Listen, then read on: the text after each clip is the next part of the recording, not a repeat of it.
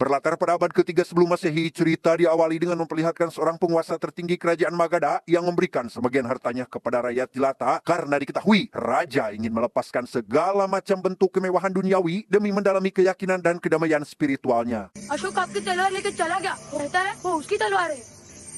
Sebelum pergi, beliau memperingatkan si cucu yang bernama Asoka untuk jangan berani menyentuh pedang miliknya karena akan sangat berbahaya. Entah seberbahaya apa, namun Asoka yang sudah kememet pun nekat mengambil kembali pedang tersebut meski raja sudah membuangnya ke sungai.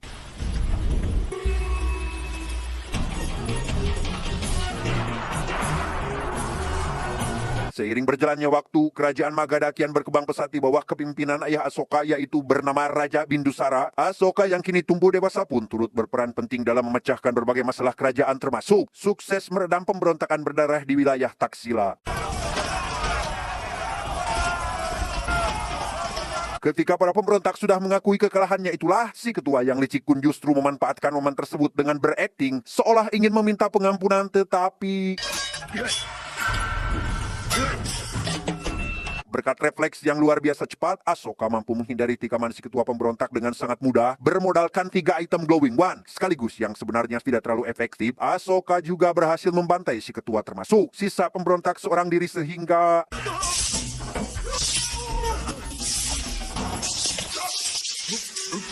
Kemenangan Asoka barusan tentu saja membuat sang raja sangat bangga, namun tidak bagi si saudara tiri Asoka yang bernama Masumi ini. Bebangusnya, seperti drama busuk keluarga kebanyakan, Masumi ternyata berambisi ingin mewarisi tahta kerajaan dan mulai khawatir melihat semua pencapaian Asoka yang dapat menghambat Masumi mencapai tujuannya.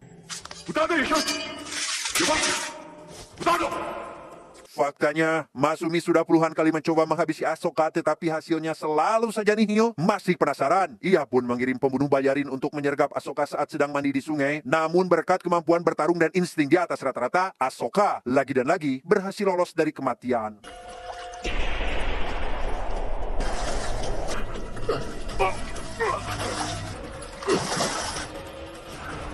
Kabar penyerangan tersebut pun sontak membuat ibu Asoka yang bernama Dharma begitu khawatir. Tak ingin Asoka menjadi korban ambisi kekuasaan, Dharma menyuruhnya pergi meninggalkan kerajaan untuk memulai kehidupan baru. Tetapi Asoka langsung menolak mentah-mentah perintah sang ibu. मैं कायर नहीं हूं मुझे किसी का भय नहीं है मुझे है, मैं डरती हूँ, तू क्या समझेगा? Kecewa, Dharma memutuskan menjalani ritual puasa bicara sampai Asoka menuruti perintahnya. Tak tega melihat sang ibu terus menderita dalam keheningan, Asoka akhirnya mengalah dan akan menuruti kemauan sang ibu. Bahkan sebagai simbol keseriusan, ia pun memotong rambutnya sendiri di hadapan sang ibu. लो मैं हार गया Ditemani si kuda putih, Asoka yang dirundung kesedihan mendalam karena harus menjalani kehidupan terlantar pun akhirnya pergi berkelana meninggalkan kerajaan. Namun kegalauannya seketika berubah tatkala Asoka bertemu dengan seorang wanita cantik yang langsung memikat hatinya. Tanpa buang waktu, Asoka menghampiri si wanita dan memperkenalkan diri dengan nama samarannya itu Pawan. Namun karena bagi si wanita, Pawan ini adalah orang asing, ia pun lantas pergi meninggalkan Pawan begitu saja. शतरानी Tanpa sempat mengetahui namanya, Asoka pun memutuskan mampir ke sebuah kedai untuk sekedar minum kopi jahe. Tak lama, ia mendengar sayembara berhadiah 100 keping emas bagi siapa saja yang bisa menangkap Pangeran Arya dan Putri Kurwaki. Entah siapa mereka dan apakah masih ada kaitannya dengan si wanita tadi, Asoka sama sekali tidak peduli dan malah asik menonton pertunjukan adu panco. और तुम सबसे सुंदर हो मैं Karena Asoka adalah wajah baru di kedai ini, salah satu juara bertahan panco tingkat kecamatan bernama Pirat pun sekonyong-konyong menentang bahkan sempat meremehkan penampilan Asoka yang tidak terlalu meyakinkan tetapi... तुम्हारे पीछे कोई नहीं Beberapa waktu berlalu, Asoka yang sudah bekerja sebagai tukang ternak sapi tiba-tiba dikejutkan oleh kemunculan sepasang mata indah si wanita itu lagi. Tak ingin menyia-nyiakan kesempatan, Asoka dengan cepat menanyakan nama dan tujuannya datang kemari. Namun belum juga dijawab, sudah ada 3 orang asing yang berusaha mengejar si wanita.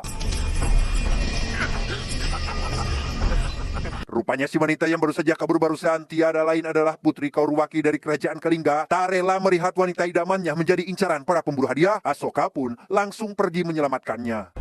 चलो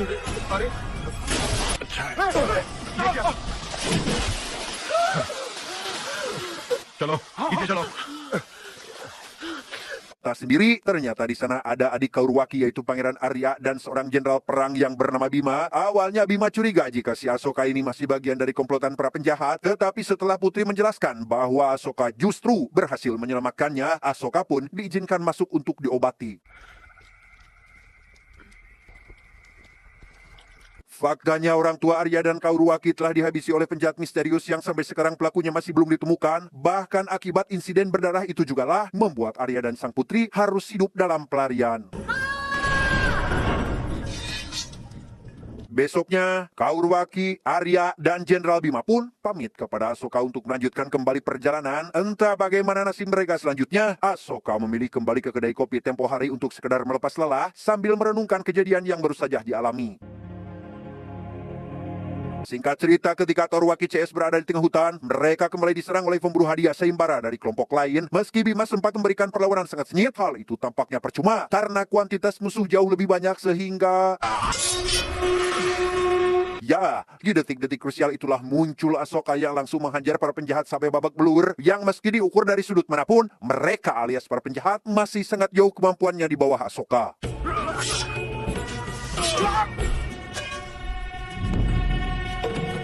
Sejak saat itu, Asoka selalu mendampingi kemanapun Kauruwaki pergi. Seiring berjalannya waktu, Asoka memberanikan diri mengungkapkan isi hatinya dan siapa sangka Kauruwaki juga memiliki perasaan yang sama hingga keduanya memutuskan untuk menikah dengan kuda putih Asoka sebagai mas kawinnya. Di tengah kebahagiaan itu, Asoka tiba-tiba dikejutkan oleh kedatangan prajurit dari kerajaan Magadha yang memberitahu jika Asoka harus pulang karena Dharma alias sang ibu sedang sakit parah, sehingga dengan berat hati, Kauruwaki pun mengizinkan Asoka mudik menjenguk ibunya.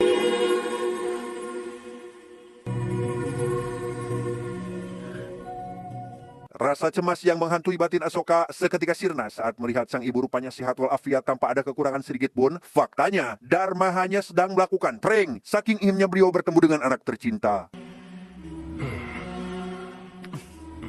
Selesai melepas rindu bersama ibu tercinta, Asoka kemudian menemui sang ayah yang memintanya pergi ke wilayah Uzzaini untuk meredam para pemberontak. Sempat menolak karena harus segera pulang, Asoka yang merupakan panglima perang pun mau tidak mau harus mematuhi perintah sang raja untuk memimpin pasukan. Demi menjaga keselamatan Arya dan Kauruwaki yang masih dalam pelarian, Bima pun menyembunyikan mereka di rumah warga yang sudah loyal puluhan tahun kepada kerajaan. Bima terpaksa harus melepas semua perhiasan mereka berdua demi menyamarkan identitasnya. किसी को पता नहीं लगना चाहिए ये लोग यहाँ छिपे हुए हैं। Tak lama, Bima mendengar kabar burung dari si warga pemilik rumah yang memberitahu bahwa para senat kerajaan akan segera menjenguk sang raja baru. Sadar jika situasi sudah semakin genting, Bima pun pergi ke istana untuk menggagalkan rencana para senat.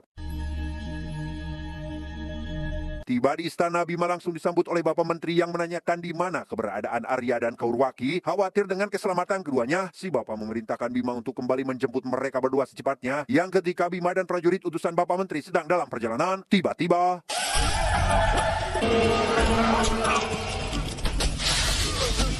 Dan ya, dalang dibalik konspirasi pembunuhan orang tua Kauruwaki rupanya adalah si Bapak Menteri sendiri. Hal itu terbukti karena saat ini beliau mengirimkan pasukan lain untuk memburu Arya dan Kauruwaki setelah Bima memberitahukan lokasi persembunyiannya. Di sini jugalah akhirnya terbukti loyalitas dari keluarga pemilik rumah ketika sang ibu dan putranya dengan sukarela memakai perhiasan milik Arya dan Kauruwaki untuk menyamar menjadi mereka. Tetapi sayang pengorbanan suci keduanya justru harus dibayar dengan kematian setelah prajurit menghabisi mereka tanpa ampun.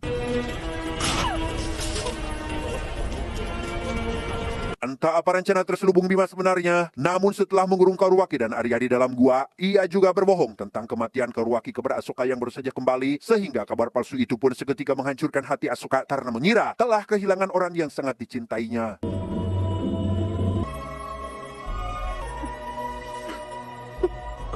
Rasa sakit yang mendalam sontak membuat Asoka kehilangan hasrat melakukan apa-apa. Bahkan ketika si pirat datang bermaksud balas dendam atas kekalahan adu panco di kedai tempo lalu, sama sekali tidak membuat Asoka tertarik untuk melawan, sehingga...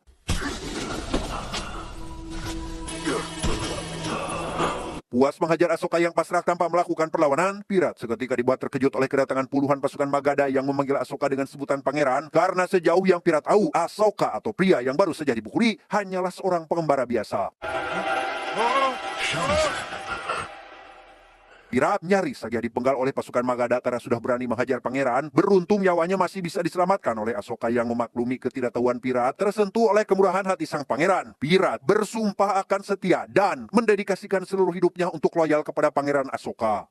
मृत्यु से तो आपने मुझे बचा लिया। अब जीवन भर आपकी रक्षा करनी ही पड़ेगी ना मुझे। Dan tibalah saatnya Pangeran Asoka memimpin pasukan untuk menggempur para pemberontak di wilayah Ujjaini. Namun karena pikirannya masih kacau akibat baru saja kehilangan istri tercinta, akhirnya membuat Asoka tidak fokus, bahkan nyaris saja mati jika saja Pirat tidak membackup-nya tepat waktu.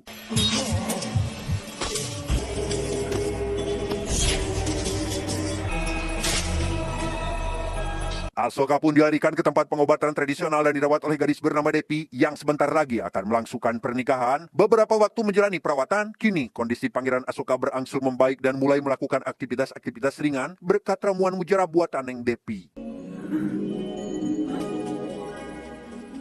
Mendengar kabar bahwa Pangeran Asoka masih hidup, membuat Masumi yang masih berambisi menghabisinya pun kembali menyuruh salah satu anak buah untuk menyusup ke kamar Asoka. Namun beruntung, upaya pembunuhan senyap itu berhasil digagalkan oleh Neng Depi yang tak sengaja memergoki aksi si penyusup. रुक जाओ, क्या कर रही हो?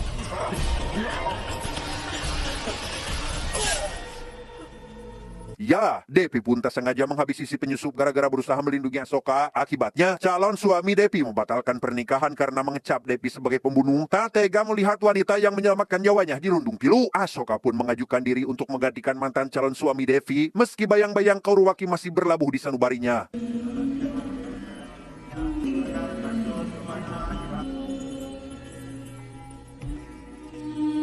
Kembali pada Kauruwaki dan Arya yang beranikan diri kabur dari gua demi mencari keberadaan Pangeran Asoka. Setelah kukelilingan ke sana kemari dan bertanya pada beberapa warga, Kauruwaki masih tak kunjung menemukan di mana keberadaan Asoka hingga pulang ke istana setelah Bima menjemputnya. हमारे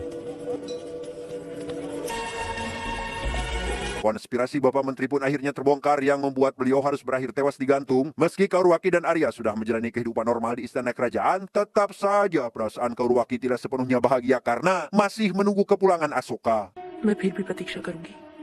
Singkat cerita, Pangeran Asoka dan Depi yang kini tengah mengandung akhirnya pulang ke istana, di mana kehadiran mereka berdua semakin membuat Masumi diselimuti kekhawatiran karena tahta kerajaan terancam jatuh ke tangan Asoka dan calon cucu sang raja. Tak rela tujuannya gagal, Masumi bergerak cepat dengan memerintahkan bawahannya untuk menghabisi Depi, tetapi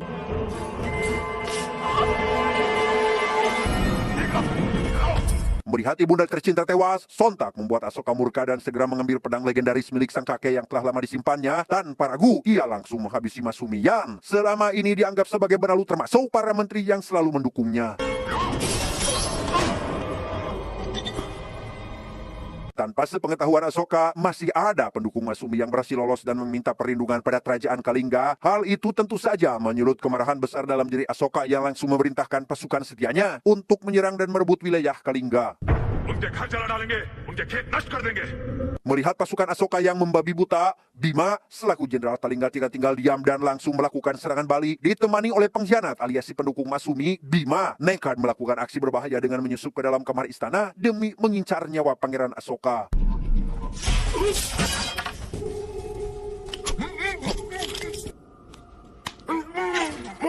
Setibanya di dalam kamar, Bima benar-benar dibuat terkejut setelah melihat sosok Asoka yang ternyata adalah Pawan alias pria yang selama ini ia kenal. Di tengah rasa tidak percaya itulah, Bima malah ketahuan oleh penjaga yang langsung menyerangnya tepat saat si pengkhianat juga modar di tangan Asoka.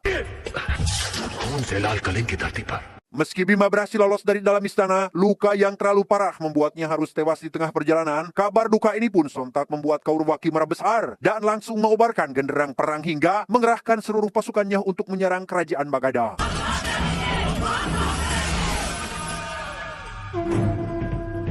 Singkat cerita, ketika pasukan Pangeran Asoka bersiap pergi ke medan perang, Pirat tiba-tiba muncul dan memohon agar Asoka mengurungkan niatnya tersebut. Bukan tanpa alasan, Pirat hanya tak ingin Pangeran Asoka terjerumus lebih dalam ke jurang kegelapan. Alih-alih mendengarkan, Asoka yang sudah diselimuti amarah pun justru malah mengurung Pirat di dalam ruang tahanan istana. इसीलिए लोग तुम्हें चंडा छोड़ कहते हैं।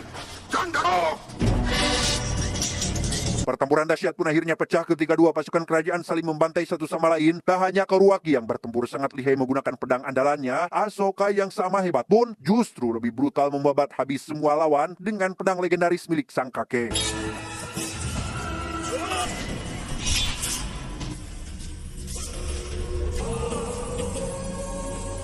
Dan sungguh betapa terkejutnya Kaurwaki saat mengetahui jika pawan suaminya tak lain adalah Pangeran Asoka yang dikenal begitu kejam, ketir. Kaurwaki yang lemas tiba-tiba tersungkur di antara mayat-mayat pasukan setianya dan pasrah melihat sosok monster yang sedang membabi buta.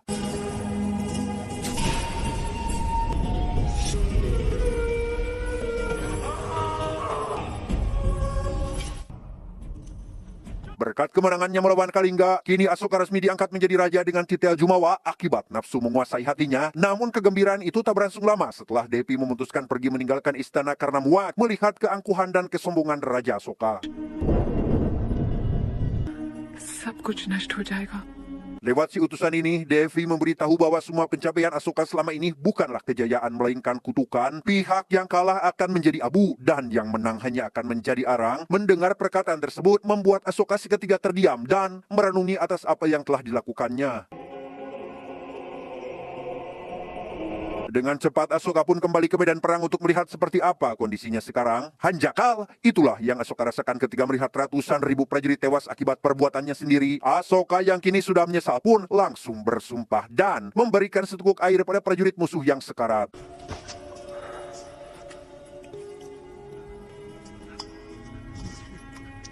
Di tengah rasa bersalah itulah terdengar suara ringkikan si kuda putih yang ternyata Kaurwaki juga berada di antara tumpukan mayat. Beruntung Kaurwaki masih hidup, tetapi tidak bagi Arya yang tewas kehabisan darah. Meski sempat membenci Asoka setengah mati, namun kekuatan cinta yang besar akhirnya kembali menyatukan mereka berdua dan Asoka berjanji akan menjadi raja dan pribadi yang lebih baik.